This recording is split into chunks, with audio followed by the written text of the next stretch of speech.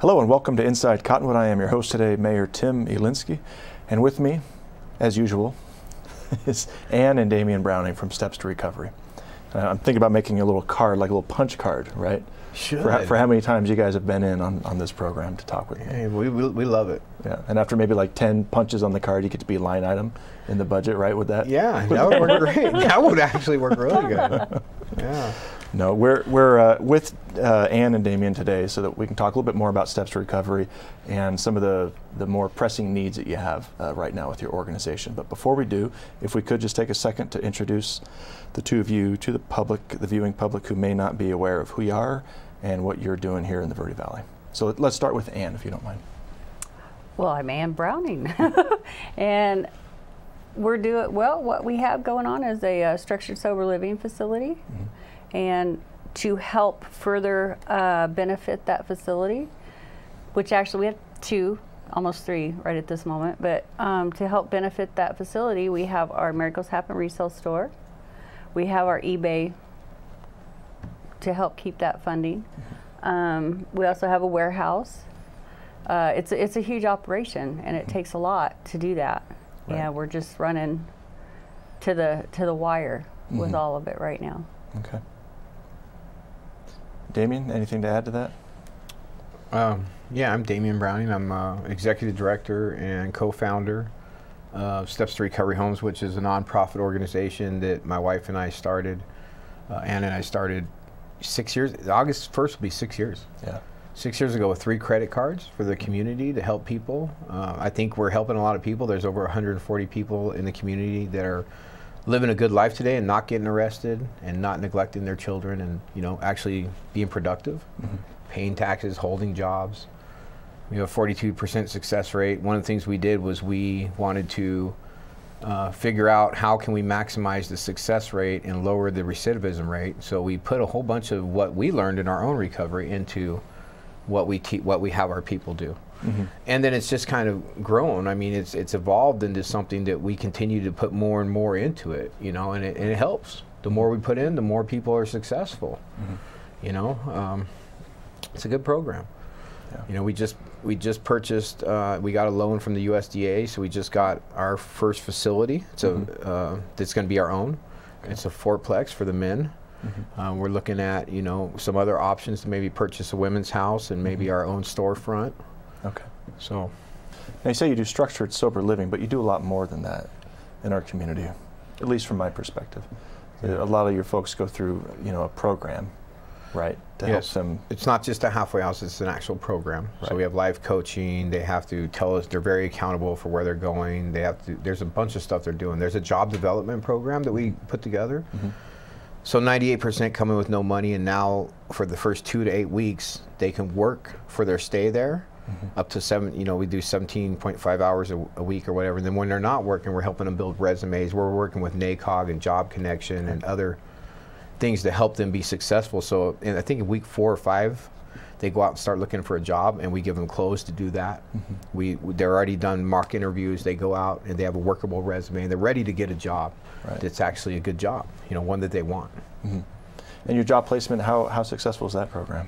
It's pretty good. I think it's, you know, I think, I don't have a percentage on it yet, but I think 40 something people went through it, and I think from what we know, there's like 25 that are employed right now. Okay. So last year. That's great. It's pretty good. That's great. Yeah, it's pretty high. And it's because we're giving them the tools, you know, but obviously, I mean, with addiction, it's, you know, it's a personal decision. So it's not going to ever be 100%. You know, there's so many variables that go into these individuals' lives.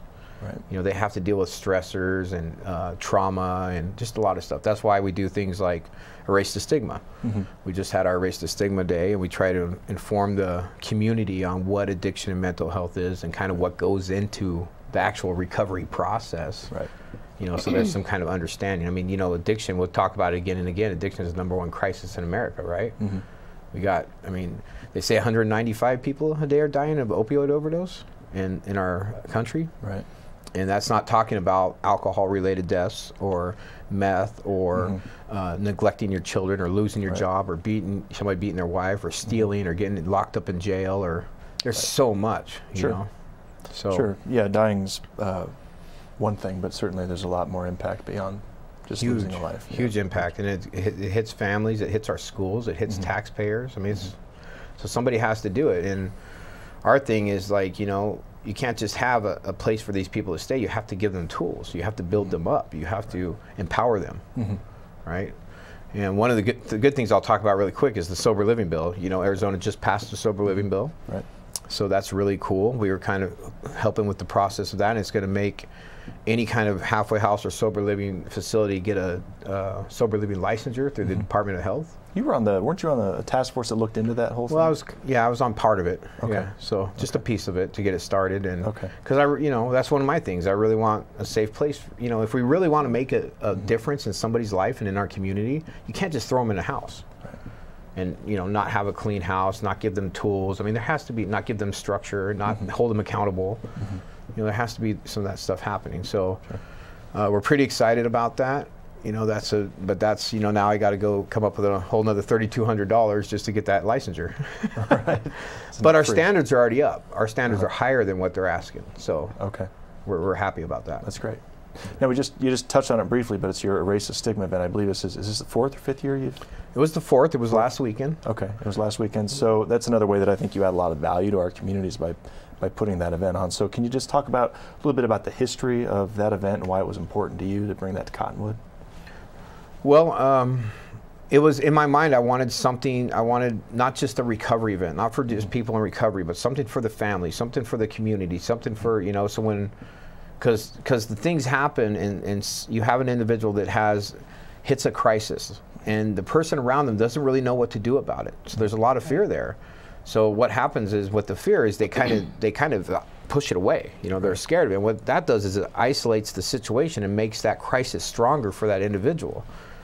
And I don't think that's part of the solution. I think part of the solution is actually understanding what they're going through, realizing, hey, we got a lot of help out here. There's a lot of resources for you, and caring about that individual, and, you know, hey, let me help you. I understand what you're going through. Maybe I haven't been through it, but here's some tools for you. You know, you don't have to do this alone. Right. Yeah, that's why we started it. Education and awareness. Right. Yeah. And you have partners, and you folks coming in from Prescott, from you know, many from here in the Verde Valley, and we had a booth from Phoenix this year. Yeah. Okay. From Phoenix. And tell us a little bit about who you have present at the Erase the Stigma event. What sort of service providers? Well, we have a lot of different area 12-step fellowships that come in, and a lot of them are part of the help for the individual who's dealing with the addict or the alcoholic or the, you know, so we have those booths that come in. We also have booths there for 12-step, you know, fellowships to get information out there for those people, for their loved ones, you know. We also had, we've got some mental health providers that come in. Yeah. This year we had, who were our sponsors? Well, we had Spectrum and Azra, Mat Force, Red Mountain Recovery, NAMI. Mental Health Coalition. Verde Valley actually partnered with us on the event. City of Cottonwood, you guys helped us out. You know, there was some very key people that got involved. Chamber of Commerce, Cottonwood Chamber of Commerce pitched in. And Thrivent Financial pitched in. Okay. You had some guest speakers as well that came in to speak to the Yeah, we have 5 speakers, and there was a lot of booths. You know, Verde Valley Sanctuary was there, Mat Force, Smart Recovery. There was a whole bunch of different booths, you know, that came in, and it's good because there's information. So we talk about the problem, and then it's like, okay, now here's some resources. Right. You know, and what's cool about that event is you could hear a pin drop, because I made it to where all the exhibit booths are with the speakers. It was one of my goals, is to have everybody in the room. How do we get people in the room? Right. You know, because if you go to other conferences, you usually have a breakout session. And you go in the breakout session, there's 100 people at the booth, and there's like 5 or 10 people in the breakout session. Right. That was always a confliction for me, like, why aren't all these people need to hear this? Sure. You know, so right now I've got it to where everybody in the room gets to hear. You know, it's amazing. Yeah. We had about 150 people show up. That's we fantastic. fed everybody. That's great. Good. It was good. do that once a year. You have a whole handful of other events that you do throughout the year. We'll talk about that more a little bit later. We're kind of getting short on time. I want to make sure that we have enough time to get some of your alumni in here to speak to the listening public out there. But absolutely. Before we do, you're both in the trenches, and I see you driving around hauling stuff to and from your storefront and just really working your tail off day in, day out. You guys are in the trenches. You started this with your credit cards, as you've said. You have a lot of passion for it. So, Anne, if you wouldn't mind first, just what is it that, and I know you both have dealt with your own recovery issues, but what is it that motivates you day in, day out to stick to it and work so hard on behalf of folks recovering? You know, I love people. Mm-hmm. And I also work as a paramedic. Mm-hmm. So for me, giving back to the public is something I've always had in my heart. I've been doing that for over 15 years. Mm-hmm. And I've been clean for coming up on 28 years in August. So I was able to give back a lot of what I did when I was out there. Mm-hmm. I felt like that was the way to give back mm-hmm. to my community. And then starting Steps to Recovery Homes was just another step towards right. being able to do that. Becoming that productive member of society. Mm-hmm. So right. yeah, and there's a lot of things that we do. We don't ever do anything that we don't think, how is this going to benefit somebody else? Mm-hmm. You know, mm-hmm. I mean, it doesn't always benefit us really well, but how's it going to benefit somebody, and how's it going to help our community? Right. Because if our community is safer, if our community it feels better about what's going on, then we feel better about what's going on in our community. Sure. Okay. Damien, 30 seconds or less. Yeah, I mean, I think the biggest thing is the people, seeing somebody actually put their life together and hold a job and get their family back and get their kids back. I mean, our alumni.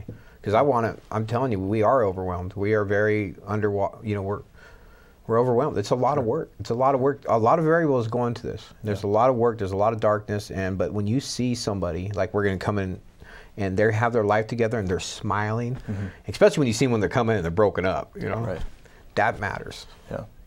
Changing lives. Great. Well, there's many ways that folks at home right now too can change lives, and so we'll talk a little bit more about that, because I know the organization could use as much help as you can get from the community. So toward the end of the program, we'll talk about ways that folks at home can also have a huge impact on folks' lives, the people that you serve. So we're going to boot Anne out of here, and we're going to bring in one of your alumni and take a quick break, and we'll be back in 1 minute. Thank you.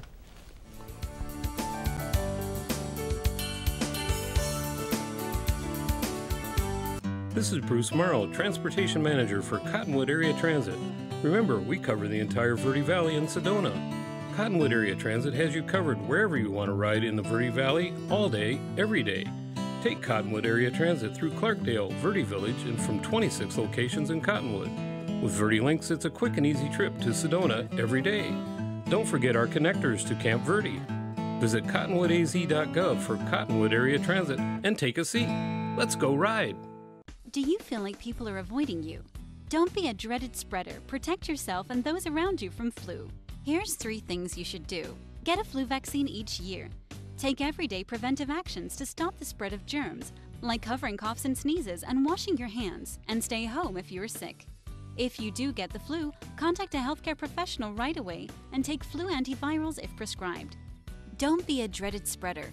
Take 3 steps to fight flu.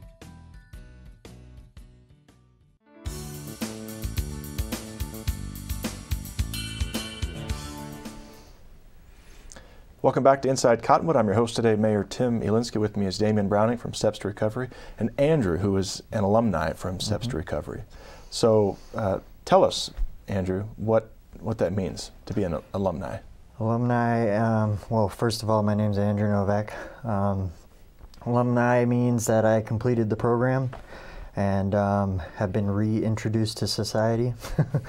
And I actually ended up staying there an extra 6 months to start help the house leader and everything. And yeah, so alumni just means I completed the program.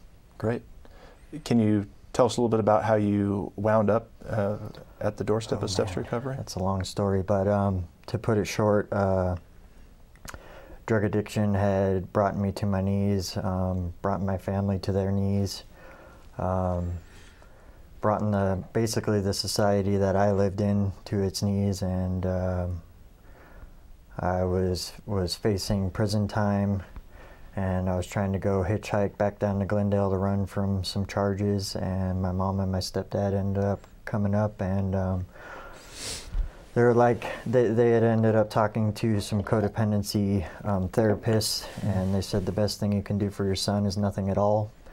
And so they ended up taking me to a few of the recovery homes here in town. And did you were living here in the Verde Valley at the time, Andrew? I was living in Glendale, and okay. I ended up coming out here. Okay. And I got caught with some charges, and I was getting ready to go back down to Glendale, and something interjected that process. But yeah, I went to a few of the recovery homes. One of them offered, you know, saying that here's a place that you can stay at. If you use, you're getting kicked out on the street. If you don't get a job, you're getting kicked out on the street. And basically what was running through my mind was that's the only thing that I know how to do. And then I ended up going to Steps to Recovery, and what they offered was an opportunity to get clean. And we were sitting down in the interview with him and Anne, and they were like, I think you want to be clean, you just don't know how to do it. And that was probably, I hadn't heard truer words for a long time in my life, and so that's basically how I got here. Horrible drug habit and an opportunity to get clean. So. Yeah. And you had family. My mom, my dad fell by the wayside when I was 3 until later on in my recovery journey. But yeah, my mom was there, and she took the therapist's advice and was like, you know what, we're gonna take you to these places, we're gonna get your ID and everything, but you basically have to do this. You know, you have to make a decision to do it for yourself. So. And so you found something different at Damien's center than you'd seen in other places. What was the difference in your mind? Opportunity, and not only opportunity, there was help in that opportunity. You know, like we all get the opportunity to get clean and stay clean, but the help with going throughout all of these processes of like your head telling you you can't do this, you can't do this, you can't do this, and I was talking with a few people about how like addicts aren't supposed to be here, and that's what my mind continues to tell me. Like, it shouldn't be in places like this. It shouldn't be showing up to work. You shouldn't be doing all this stuff. So that's kind of the adversity we got to deal with on this inner dialogue. And Anne and Damien definitely helped me out with, you know, at this time we had community service and life coaching. Those were about the 2 things that you guys had going on, and the community service helped amazingly, you know. And then we had tell me a little bit more about the community service. What were the sorts of things that you did? Well, we would go down to the park and we'd feed the homeless, and you know, it'd put huge perspective into like how grateful we are for, you know, being able to have a roof over our heads, and it really like started this reintegrating us back into society and everything, and learning how to be accountable to being of service to a community that we basically ran amok through the whole time. And but yeah, and then the life coachings did the same thing. You know, I'd see a lot of people in the recovery community give of their time to this establishment, so it added more value. So great. You should be very proud to have graduated from the program. And so what are you doing these days then? I'm a roofer. I've been a roofer for 5 years. I'm an active participant in a lot of the recovery things. My mom's back in my life. You know, I got the opportunity to be a part of my father's life for the last 8 months of his life because he was dealing with cancer. Just making connections, you know, and I think that that's what this thing is all about, is making some healthy connections to being healthy. Great. And if you could sort of sum up the value to those listening to the audience today, why it would be good to support a program like Damien and Anne's Steps to Recovery? What would you say to folks who may not feel like they have much to give or could find the value in a program like this? They gave me a set of tools that I not only used in their establishment, I've been able to use for the other 4.5 years that I've been out of their establishment. Mm-hmm. And that's, you know, tools that you can't really buy. You just have to work on them. Mm-hmm. And you know, it's given me opportunities to get in contact with a lot of people that are really passionate about recovery and not getting loaded and mm-hmm. living a better life. And it subjects you to all those people. So yeah, mm-hmm. Great. Mm-hmm. Anything to add, Damien? Yeah, I'm just really proud of Andrew. I mean, you know, I love him. Mm-hmm. You know, he's a friend, he's a brother, he's become family. You know, the people that come in our program become family. And Andrew was almost dead when he got here. He really was. I mean, you see him now, he's a full person. He was about half that size, mm-hmm. you know, and he took it and he ran with it. The biggest thing, and that's what I was going to say about alumni, we consider alumni people that go through our program and learn something. They don't necessarily have to graduate, because this mm-hmm. whole thing about graduation is, you know, so it's really about people that are living a good life and have taken something out of our program, and it's helped them in their life to continue to be successful, to continue to love themselves and love other people, be a part of the community, which he is. Mm-hmm. He's still a part of the community in a lot of ways. I see mm-hmm. him, and it's just amazing. And this is the kind of stuff, I mean, I'm just trying not to tear up. I mean, this is the kind of stuff that keeps me going. Right. You know, you were asking what keeps me, you know, I don't know, I can't be, I can't express my gratitude enough. Just mm-hmm. Because I used to say, you know, I took a lot too when I was in my addiction. I used to say if I could just help one person, and now there's about 136 of him around mm-hmm. this, you know what I mean, that are doing sure. really well. That's just, it's a little mind-boggling. Right. You know, when I think about it. Sure. On a level, because I mean, you know, there's a lot of love there. I mean, just him changing his life has probably, you know, made the community a lot of money. Right. You know, in tax dollars. Sure. I mean, really. I mean, really. Sure. Like, you know, it makes a big difference. You know, sure. one person's life. Plus, he breaks the chain of addiction in his family and his friends, and mm-hmm. he mentors people. Yeah. I mean, I don't know. I mean, how can you put a number on that? Sure. I don't know. Well, congratulations to you both. Yeah. Thanks for being. Well, he did all the work. We just provide the environment and the structure. He did all the work. Yeah. Well, we appreciate your hard work. Oh, thank you. Yeah, sincerely. So, we're going to have to take a break. We're going to bring in one other alumni this afternoon, and that's Angie to speak with us as well. So, again, Andrew, thanks for coming in. Appreciate it. All right.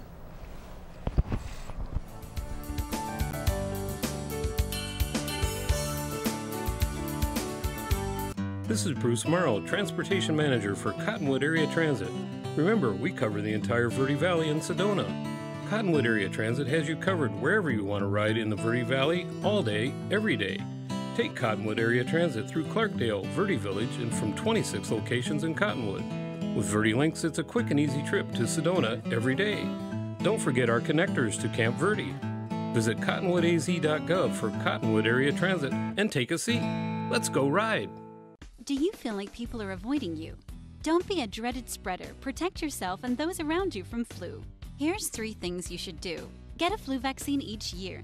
Take everyday preventive actions to stop the spread of germs, like covering coughs and sneezes and washing your hands, and stay home if you're sick. If you do get the flu, contact a healthcare professional right away and take flu antivirals if prescribed. Don't be a dreaded spreader. Take 3 steps to fight flu.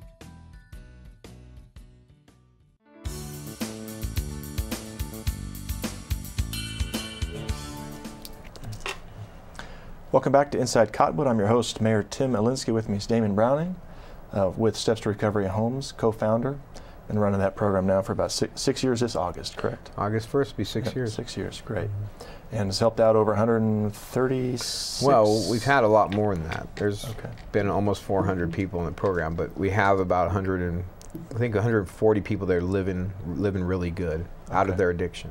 Great. And one of those people is here with us today, Angie. Welcome. Thank you. Thank you so much for being here today. Earlier we heard from Andrew, and really just wanted to hear from you as well what Damien's program has done for you in your life.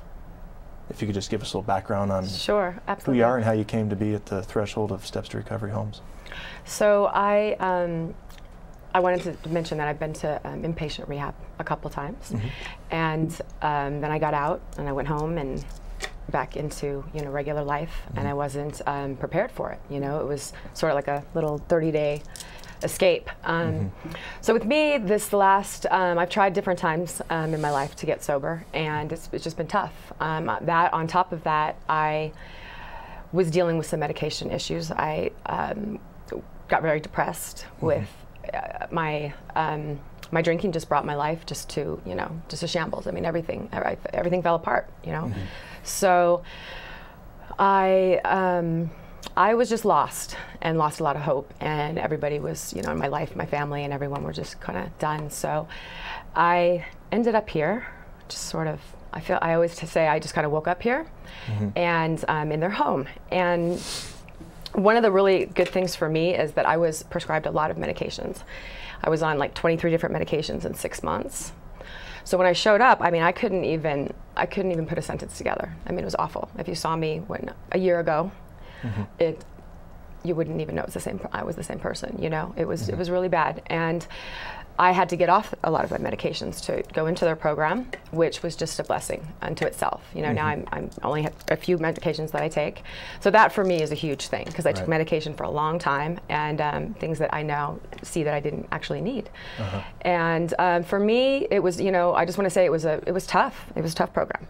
It's they keep you very busy. They are there's a lot of discipline, and they push. They do. They push you, and there's definitely were times, breaking points, and then all of a sudden a light went on, and I everything started happening, and my life just started changing. And I am a year and a month sober. So I was at the house for 7.5 months. So I did 6 months, completed their program. I worked with them the whole time that I was there. The job development program is amazing. It is just awesome. It just gives us all the opportunity when we are, not clear-headed, to be able to work and feel productive, and not have to deal with the outside public and in the way that we have to. It's tough, going through getting our minds, just for me, just to even think properly, So it's been great. After I graduated, I've stayed. I'm actually the manager of their resale store, and I have stayed because this is a special program. It truly is. I've been through a lot, and they are special people in what they do.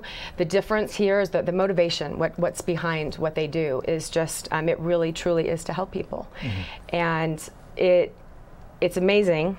Because now I've stayed, and I want to be there. I want to be there for the people that are coming in new, because I can see that I know the different phases. After a couple weeks, and then a month, and I can see what each person goes through, and I want them to stay. I want to be here to help them through those changing times, because it's funny. We all kind of go through the same process, and. It's really, we have to be willing. We have to want this for sure, but the structure that they have, their program, it just sets you up, to be successful if you do the work and you're willing. And I want to stay here and help. It's, sorry. It's changed my life completely, and I'm happy, and I'm inspired. And I'm just, I'm grateful. I'm so grateful to have found this place. It's amazing. It's great. Yes. Well, congratulations Thank to you. you. Thank you. Year and a month. That's good. That's amazing. It is the longest in a long time. So it's great. So I asked Angie the same question. I'll ask you, what would you say to folks in Cottonwood on why it's important to support this program? As I know, I think Damien had mentioned, a lot of people come in. I came in, I was homeless when I came in here, and I didn't have any money. And it was, the worst possible situation you could be in for me in my life. And it just gives people the opportunity to start over and to learn to live again and to forgive ourselves and to have hope. And yeah, it's, sorry, it's making me emotional. Okay.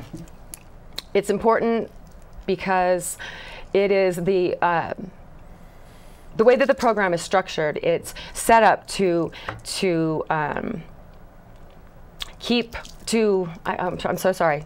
Develop our people skills again, to deal with life.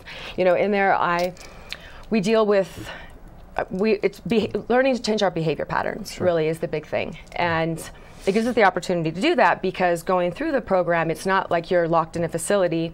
We're day to day working, like Andrew was saying, in community service. We're giving back to the community. There's just a lot of things that helps build our self-esteem again. Right. And just in so many ways, it just really and truly, we're helping save lives. Yeah. It saved my life, and It's great. it's important. Yeah. We have an impressive roster of folks that you've helped through your program. It's amazing. Here in the last 6 years, so really do appreciate your dedication, your passion for what you do. You've integrated well, I think, into Cottonwood. I know that you host your Erase the Stigma event in Cottonwood. The Sober Rock and Roll concert series that you put on is going to be in Cottonwood this year. October 5th. October 5th. The Northern Arizona Roots Music Festival. With Okay. a polka run. There's going to be a motorcycle run for recovery, and it's a clean and sober concert. Okay. And some of your the folks you have going through your program are now working with the city manager in Cottonwood to help kind of clean up Main Street. And every Friday morning, we got a partnership going on with the city where they go down and they're cleaning up Old Town. That's great. That's great. They love it. They love it too. Yeah. And I was listening to what Angie said. I think behavior. If we don't change, why is our place different? There's a lot of reasons, but if the people that are coming out of addiction don't change the things that make them use, because we talk about a lot. It's not really about using. It's like, why do you use? So if you don't change those things, you're never going to be able to live a successful, happy life. I mean, I think it must be what's at the root of your program is hitting it from the most basic. Well, we know because we've had to change a lot. And we're still working on some things I got to change. I am. Right. But we know that if you want that change, if you want to be, live in the moment and be connected and love, each other and love yourself, you have to change those things. So we have just a minute or so left. That's so it? Yeah, unfortunately, that's it. Oh Time flies quickly, doesn't it? But I want you to let the listening public know how they can help. And again, the importance of helping is, we've talked about it again and again, but 100 and some opioid deaths a day here in the nation. Addiction, #1 crisis here in the nation. I mean, it's all around us. They had 6 ODs in Prescott the week before last. So I mean, it's here, and not just in the nation, but here in Cottonwood. But it's just like Angie, how do I mean, you heard what she said. How do I keep her on? I don't have the money to pay her to keep her on. These people need her on. They need these people. I don't have money to continue. Right now, we're trying to keep the doors open. We need money. We need financial donations. We need people to get involved. We need people to volunteer. I mean, we need, it's a tax break. I mean, we need people, we need some angels to keep doing what we're doing in this community, so there's somewhere, that's why we turn it nonprofit. Everybody talks about Anne and Damien's program. It's a nonprofit. It's her program. Right. We're trying to build something that's going to be here for generations to come, because we have children. We know. That there needs to be a safe place that can really foster change for long-term recovery, because this is an epidemic. Right. It's a huge issue. So how do you keep the homes open? We need help. That's my cry. I need help. I need some people to step up and really help, and mainly in financial ways, so we can, we're still understaffed. We struggle every week just to make payroll. It's like, and there is a lot of ways you can help. You can come in and volunteer. You can go to our store. You can donate items. You can be a business can be a sponsor. You can donate monthly. There's tax credits. There's a lot of different ways to get involved. Right, and I think we've talked about that in the past. As far as if you are a business, you want to help sponsor one of the events you put on. That's one way that a business can help support your program. If you're an individual, I would imagine even a $10 check would mean a lot to your organization. If 100 people donate, if you donate $10 a month, that's $120 a year. You don't even see that, and it can be taken out. If 100 people did that a month, that would be what, $1,200 a month? That would scholarship 2 or 3 people into my program every week. Right. So you need some financial donations coming in from our community to help continue to support your program. We do, because I mean, I'm tired. I'm running around like crazy. I need some help. I see you daily almost driving around. I need some help. Yeah. We do. We need some help. Yeah, and there's state tax credits as well. Let's talk about that. So at the end of the year when you're doing your taxes, if you wanted to go ahead and help support the program, you could be saving yourself. Well, you can some do money. it right now. We need it right now. We need to raise some money in the next couple weeks just to continue to operate. So you could donate your state taxes right now, and then when at the end of the year, when you go to do your taxes, you just let them know with the Form 321. Right. Okay. So, and it's real basic stuff. And where can folks go?